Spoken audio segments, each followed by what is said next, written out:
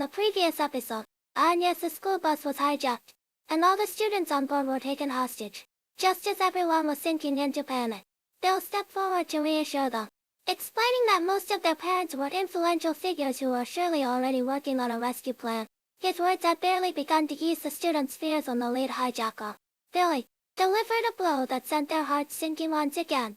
He knew full well that the children were mostly from prestigious noble families, precisely what made them valuable as hostages.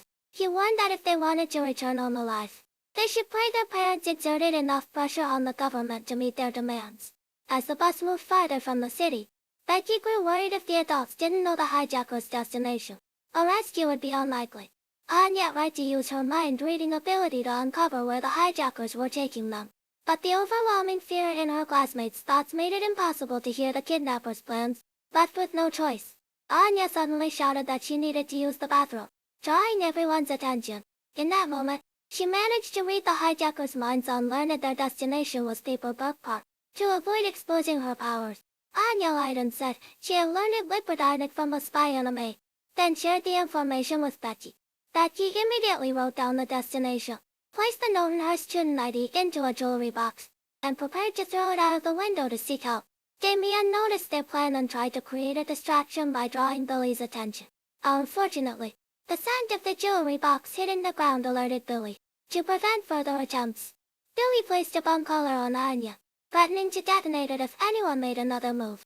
Meanwhile, news of the hijacking had spread.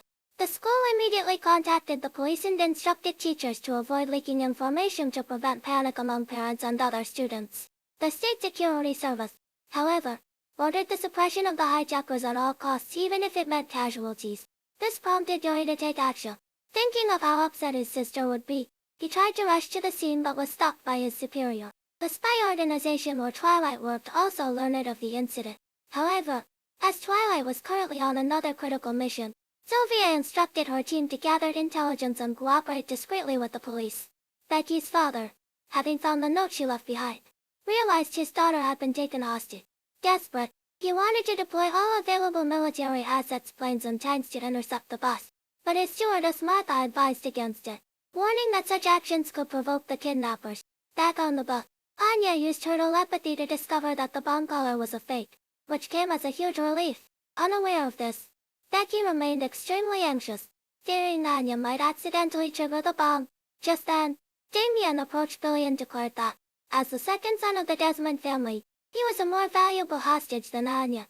He demanded that the bomb collar be transferred to him, instead of removing Anya's. Billy granted Damien's request and fitted him with a collar as well. Overwhelmed with fear at the thought of dying, Damien began trembling uncontrollably. Anya quickly grabbed his hand and assured him the bomb was faked, thinking she was just trying to comfort him. A flustered Damien pulled his hand away. Suddenly, the bus encountered an unexpected obstacle. A police trap punctured its tires. Within moments, the vehicle was surrounded by law enforcement. The police urged Billy and his accomplices to surrender and release the hostages. Instead of complying, Billy ordered the students to cover all the windows and issued an ultimatum. The authorities must release his imprisoned comrades and prepare a plane headed to a northern country, or the children's parents should start planning their funerals. With negotiations at a standstill, the State Security Service prepared to use force, while the police insisted that the safety of the hostages must come first, refusing to allow any reckless actions by the State Security Service. At the same time, Sylvia located another hijacked school bus and anonymously relayed the information to the State Security Service. Hitori's superior assigned him to handle that situation, hoping to keep him away from Anya's bus and prevent potential complications. Will Anya and the others make it out safely? Stay tuned to my channel for the latest updates on the new series.